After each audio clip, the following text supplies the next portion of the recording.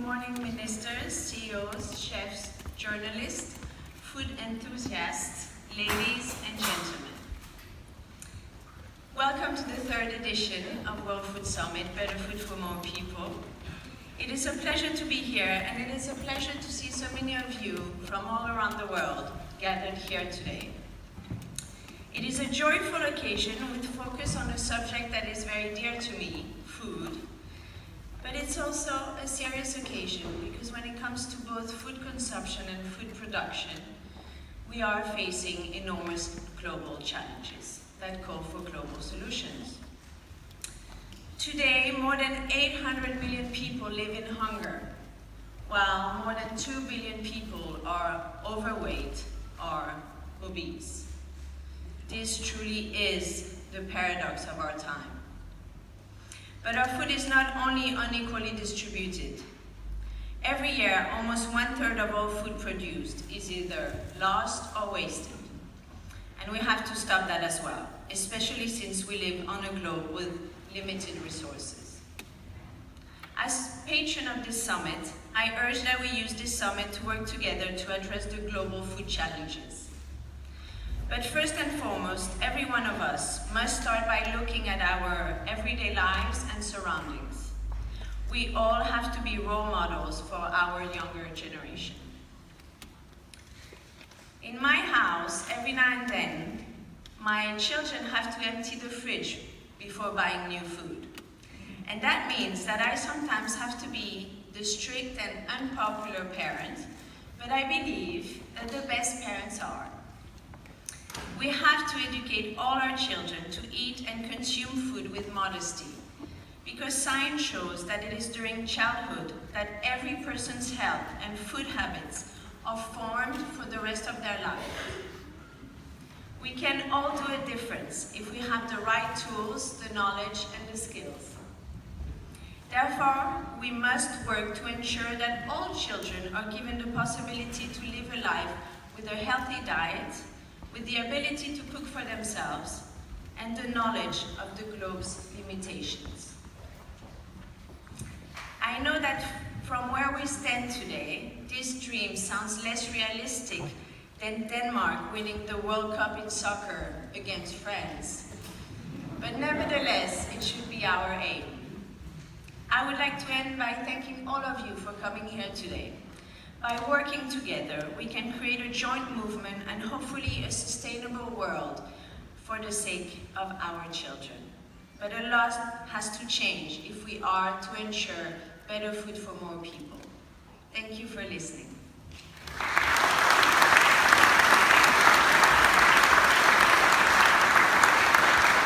Warm welcome, Your Royal Highness and ladies and gentlemen.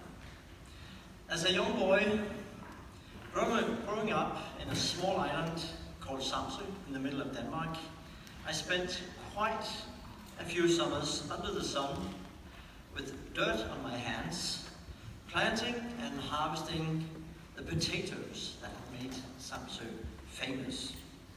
Later on, I found work at a local dairy as a cheesemaker. It has been years since I harvested potatoes and steared milk for cheese, but I still enjoy the wonderful food that Denmark is known for. And I'm proud to be here today, showcasing the finest examples of the Danish food industry, renowned for high quality and innovative solutions. Over the next 2 days, the most influential stakeholders in the food industry from all over the world will be gathered here in Copenhagen to discuss how to provide better food for more people. Everyone here, businesses, NGOs, politicians, play a crucial role in finding the solutions that are necessary to end hunger and feed a growing world population in a smart and sustainable way. If we are to realize the ambitious targets set out by the Sustainable Development Goals, cooperation with the private sector is essential. And sustainability is good business. addressing the largest SDG business opportunities within the food and agriculture sector could be worth more than 2.3 trillion US dollars by 2030. Danish sustainable solutions are spreading across the globe. Let me just give you a few examples. In Denmark, we love organic food, and organic food has become big business, not just domestically. Export is also booming. In 2016, Denmark exported 322 million euros worth of organic food. Equally, our ingredient sector is exporting for 5 billion euro every year, providing life-essential protein, vitamins and minerals, and prolonging the durability of food products. And in Florida, Danish aquaculture industry is investing $70 million in a land-based salmon farm using Danish technology and know-how. These are just a few examples of solutions that benefits people, planet, and profits. Denmark and a number of partner countries recently launched the initiative Partnering for Green Growth and Global Goals, or in short, P4G. P4G will foster market-driven partnerships between businesses, governments, and civil societies to deliver solutions to some of humanity's greatest needs, such as providing better food for more people. I'm therefore very pleased that Denmark will host the first P4G summit in Copenhagen in October this year. It will be an international landmark event with the participations of several heads of states and renowned CEOs, paving the way for innovative partnerships. I hope that the P4G will help us move even further in our strive for innovative and sustainable solutions for safe, adequate, and better food. Your Royal Highness, dear distinguished guests, thanks to you, the roads towards better food for more people is well underway. I hope you will use this conference to explore the solutions and taste the products presented by Bite Copenhagen. Who knows, perhaps you will even have a chance of tasting a potato from Samsø. With these words, I wish you all the best and enjoy the conference, and thank you for your attention.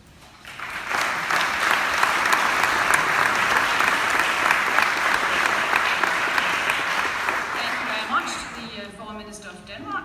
Your Royal Highness, dear ministers, ambassadors, ladies and gentlemen. First of all, thank you very much for coming. I'm happy to see so many distinguished faces from no less than 39 different countries. It shows a great support for the better food for more people agenda. Please give yourself just a short round of applause. I think it's a good thing that you traveled to Copenhagen.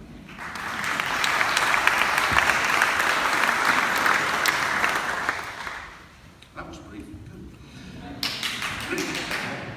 Always one more enthusiastic. Recently, a friend of mine gave me a fantastic recipe, allegedly, and I would like to start my speech by reading out the ingredients to you. It says, 5 baked potatoes, 2 cups of peas, 2 cups of plant-based yogurt, 1 teaspoon of ketchup, 1 teaspoon of strong mustard, 1 hint of onion powder, 80 grams of smoked tofu, and a little salt and pepper. Do you have any idea what this will result in? Neither do I, because I have a confession to make. I'm not a cook.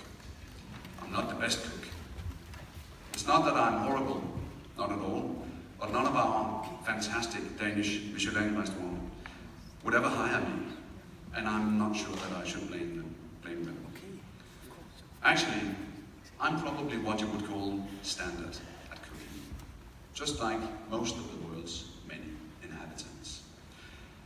But why are cooking skills even important? Why should we all bother to care about our children's cooking skills, our children's food habits? Why is it that we involve them in the kitchen?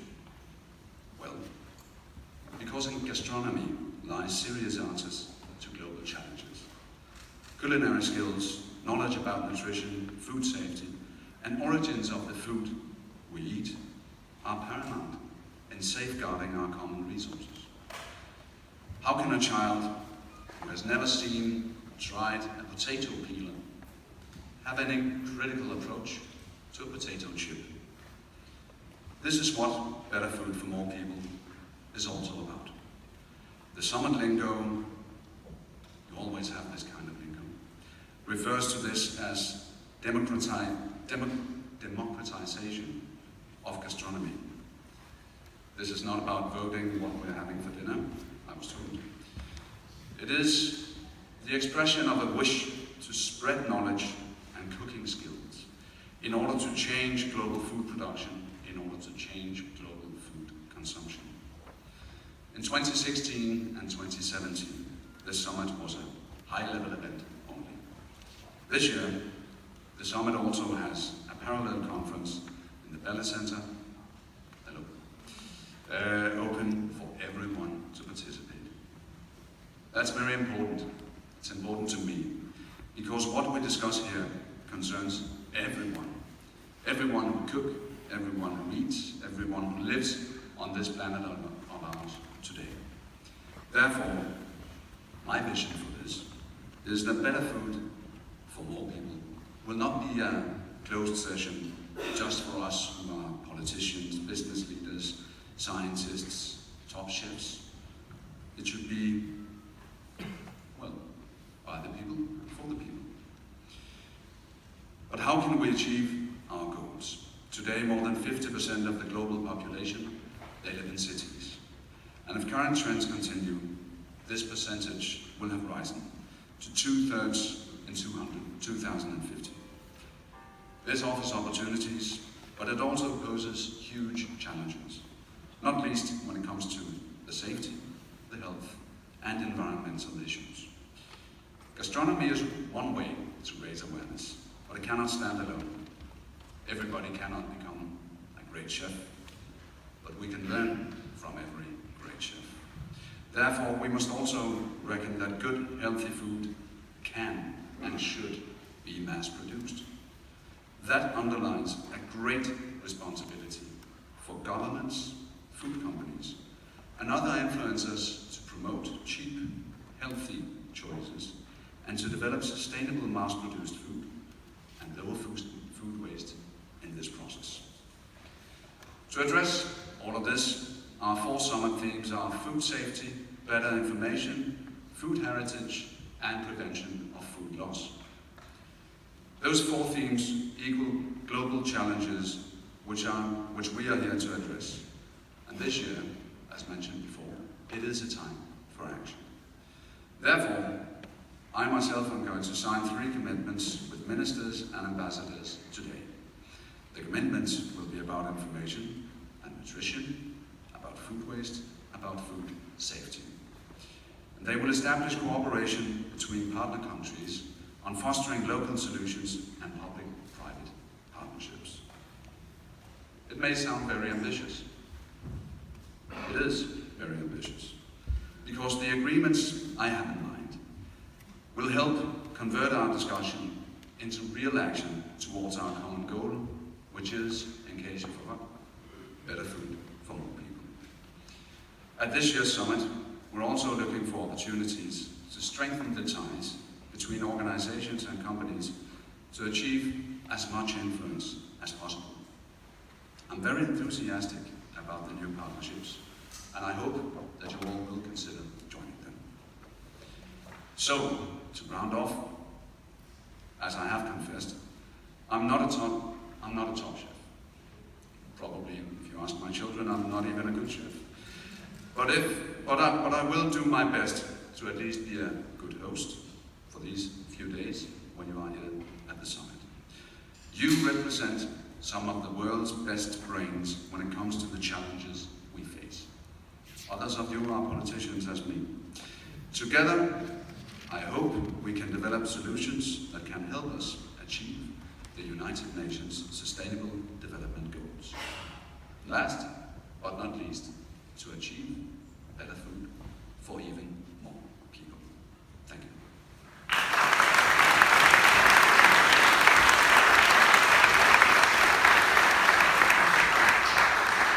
Two keynote speakers in this round are women. Because what did Margaret Thatcher once say? If you want something said, ask a man. If you want something done, ask a woman.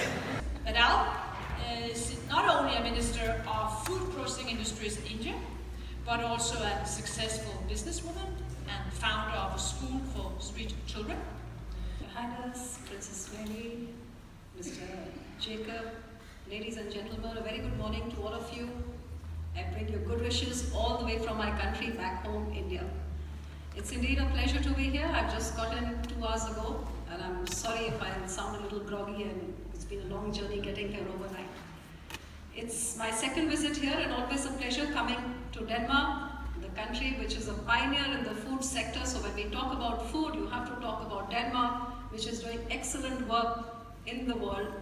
We're one of the leading in the food sector, and especially in the food processing sector, as well as in manufacturing of cold chain equipment, and a lot of good work being done as far as food standards, hygiene, safety, and most importantly for my country is how to grow more food by conserving our natural resources like water and using less fertilizer and less pesticide. Now that's something which has huge opportunities in a country of 1.3 billion people, because when I say that 5.7 million Danish people can teach so much to 1.3 billion Indian people, where we are one of the largest producers of food. We're the #1 producer of milk in the world, the second largest food producers of fruits, vegetables, cereals, marine, and with 1.3, the second largest population in the world, also one of the largest consumers. But we process just 10% of what we produce, and you produce so much, and you process more than 80% of what you produce. So when I say that we have a lot to learn, and why it's important that we must learn, because when we talk about food, which is something which I would say is the most intimate relationship that a person builds is with him or her and their food, which is a lifelong partnership from the day you're born to the day you die. And when we talk about food which not just binds humanities, but across boundaries, across continents, across people, it's something that unites us and something which is of total essence for the very sustenance of humanity.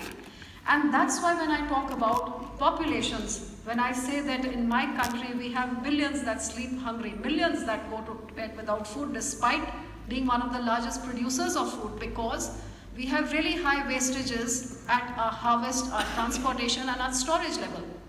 Of course, I'm sure a lot of you already know that globally we waste almost 33% of the food that we produce, almost the land size of China.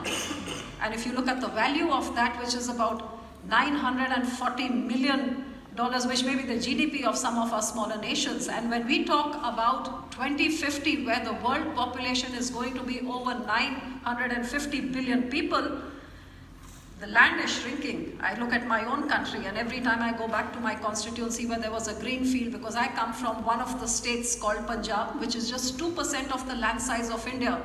But this 1.3 billion population, we contribute almost 40% to the food basket of India. So this little piece of land produces the bulk of the food that feeds this huge nation. And every time I go back to my constituency where there was a green field, I see that half of it is gone because there's a road, there's a house, and then there's a garden. So I see land shrinking, and it really makes me wonder that when the populations are increasing, the land is shrinking, where are we heading? And that's why I say that now nations need to come together to conserve food wastage. And when we talk about conserving food wastage, there's so much that we need to learn together, because unless countries like yours partner with countries like ours, when we reach 2050, which is not too far away, and the demand for food is in my country going to be 50% more than what it is today. When today every 6th human being on the planet is an Indian, and at the rate the populations of some countries are growing, when that's going to be even more. What's going to happen if, God forbid, there's a shortage of food because of environment, global changes which is taking place? In case a country like India cannot sustain itself and we have to import food, imagine the worldwide global shortage is going to cause when 1.3 billion people need to be fed by food being brought in from other nations. So why we must come together? Countries like yours teach countries like ours we partner together, where we learn from each other's experiences, how you have learned to conserve your natural resources, how you have learned to reduce your wastages, how you have learned to bring up the productivity in your farms and assist your farmers. So in a time like this, it's always a pleasure to come back here and discuss about food. I look forward to hearing from all of you, and I would also extend an invitation to all of you, like I did last year when I came for World Food India 2017, because like I said, India has huge challenges, but it has even bigger opportunities. The government of India is one of the fastest growing nations in the world, with over a 7% growth in our GDP. And the government is focusing a major amount of their resources in the food processing sector, where we are putting in billions of dollars to create infrastructure over the next 2 years. So there are huge schemes where we can partner with people who are looking for newer avenues to start their businesses, and especially in the entire food value chain, whether it's agriculture, whether it's processing, whether it's packaging, whether it's technology. In the entire value chain, be it dairy, be it fruits, be it vegetables. And when I came last year and invited the Danish companies for World Food India 2017, I'm happy to say that there was a big delegation of almost 20-odd companies that came, headed by your minister. And we had a very fruitful meeting. There were some MOUs signed, there's some grounding happening, but there's a lot more that can be done. So I take this opportunity to invite all of you to come and not just experience India, where food is such an essential part of our bonding, where from one state of India to the other state, the cuisines differ, the aromas, the flavors, everything is different. And in India we say, Annam Brahma, which means food is God. And then we say, Atati Devo Bhava, which says that a guest is an equivalent of God. So food is something which is integral in our country. It binds us. And when they say that let's break bread together, that's typical of every Indian home of these 1.3 billion people. So I invite you to experience India, experience the cuisines, experience the aroma, the culture, which is all brought through the Indian food. Thank you so much.